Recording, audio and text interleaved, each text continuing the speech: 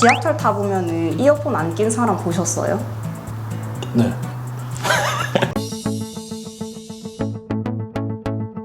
안녕하세요. 여러분의 편안한 일상을 찾아드리는 한방 아니비누 피부과 전문의 김지희 원장입니다.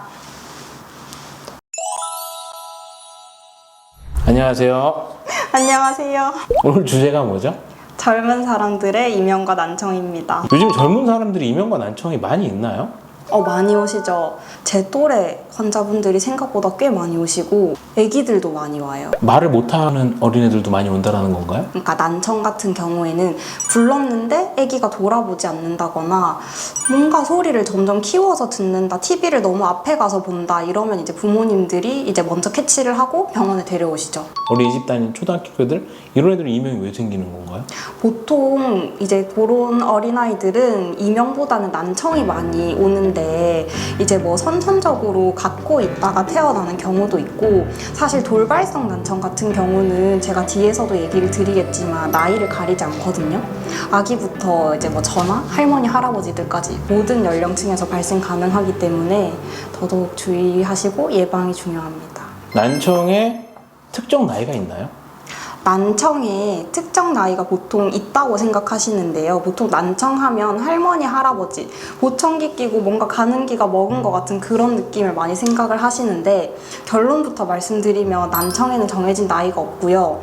이제 태어날 때부터 선천적으로 난청을 갖고 태어날 수도 있고, 이제 저처럼 일을 열심히 하는 나이에서 소음성 난청, 이제 다들 노화가 진행되기 때문에 노년층에서는 노인성 난청, 그리고 전 연령층에 걸쳐서 이독성 약물에 의한 난청, 청신경 종양에 의한 난청, 그 다음 제일 많이 말씀하시는 거 돌발성 난청, 이런 것들은 전 연령층에서 발생 가능하기 때문에 더더욱 주의가 필요합니다. 젊은 나이에 난청이 생기는 이유가 뭘까요? 예전에는 이제 뭐 10대 난청 이런 말이 아예 없었거든요. 근데 요즘 들어서 그런 말을 사용하는 게 아무래도 스트레스랑 이제 뭐 이어폰을 사용한 소음 자극이 제일 큰 두 가지 원인이 될 거라고 생각을 하는데, 학교에서 스트레스 받고 회사에서 스트레스 받고 이제 과로하고 잠 못 자니까 커피 먹고 술 담배 하고 이러다 보면 스트레스로 인한 난청이 발생 가능하고요. 그 다음에 지하철 타보면은 이어폰 안 낀 사람 보셨어요? 네. 그분은 귀가 건강하시겠다. 지하철 타면은 맞아요. 저 가끔 깜짝 놀라는 게 옆 사람 소리가 들려. 이제 이어폰으로 바로 큰 소리 듣는 거, 이런 것들이 정말 귀에 해롭기 때문에 소음 자극과 스트레스, 이렇게 두 가지가 제일 크게 작용할 거라고 생각합니다. 클럽 같은 데가 이제 시끄러운 데 이런 데 많이 가게 되면 난청이 많다라는 건가요? 발생할 위험이 훨씬 크죠. 이렇게 조용한 데 있는 것보다. 이제 귀에서 제일 해로운 게 일단 소리 자체의 볼륨이거든요. 볼륨이 크면 클수록 이제 손상이 크게 가해지는 거기 때문에 큰 소리가 나는데 가시는 게 정말 위험하고, 지하철이나 공항 이런 데서 일하시는 분들은 이제 적극적으로 보호 장비를 착용하시는 게 정말 필수적이에요. 스트레스와 관계가 가장 밀접한가요?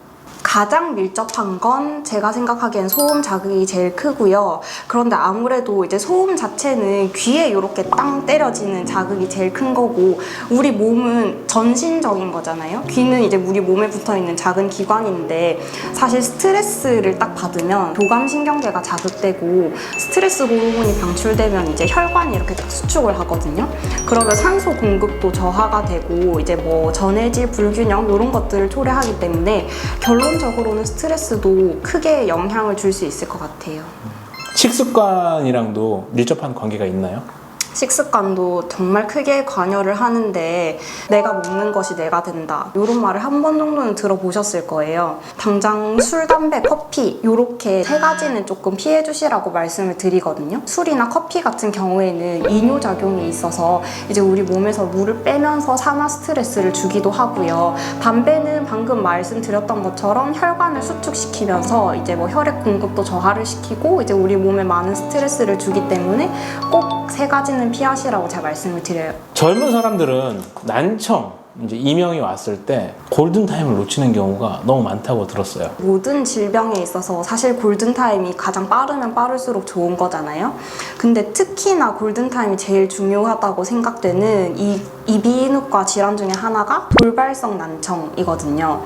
그래서 돌발성 난청이 말 그대로 돌발적으로 갑자기 난청, 청력 저하가 발생하는 질환인데 갑자기 느끼세요, 청력 저하를. 아침에 일어났는데 귀가 조금 먹먹하다던가 이 소리가 들리는 것 같다, 바람 소리가 들리는 것 같다 이렇게 말씀을 해주시는데 사실 이게 생명을 위협하는 정도의 증상이 아니잖아요. 보통 아침에 일어났는데 그런 증상이 있으면 병원에 안 가고 회사에 가십니다. 또 눈치도 보이고 하다 눈치 보니까 보이죠. 뭔가 괜찮아질 것 같고 내가 생각했을 때 그렇게 큰 증상이 아닌 것 같은데 하고 대수롭지 않게 생각하시고 보통 일을 하세요. 하루 정도면 괜찮아지겠지? 라고 생각했는데 다음날 더 안 들리는 것 같아. 이러다가 이제 한 3일 차쯤에 연차 쓰고 병원 오시면 의사가 늦게 왔다고 뭐라 하거든요. 빨리 병원 가셔서 스테로이드제 처방 받으시라고 말씀드립니다. 그런 징후에 대해서 좀 얘기해 주신다면. 제가 방금 말씀드렸듯이 아침에 일어났는데 귀가 조금 덜 들리는 것 같은 느낌? 아니면 먹먹한 느낌? 아니면 양쪽, 귀는 보통 이제 같은 볼륨으로 들려야 되는 거잖아요.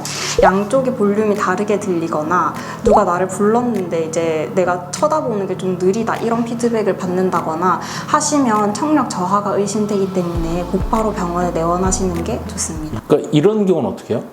오늘 아침에는 안 들렸어요. 다음 날에 그러니까 또 말짱해요.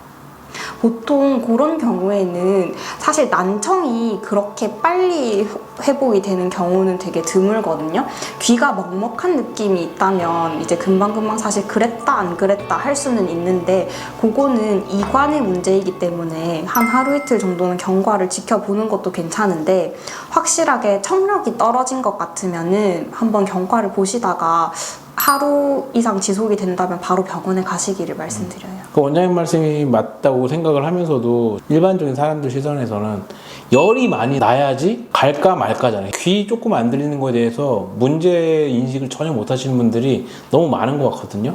정말 돌발성 난청은 이제 계속 이제 평생을 달고 가는 후천적인 청력 저하의 원인이 될 수 있는 이비인후과 질환의 응급 질환이기 때문에 만약에 그런 작은 증상이라도 하루 넘게 지속이 된다면 꼭 병원으로 달려가시기를 권해드립니다.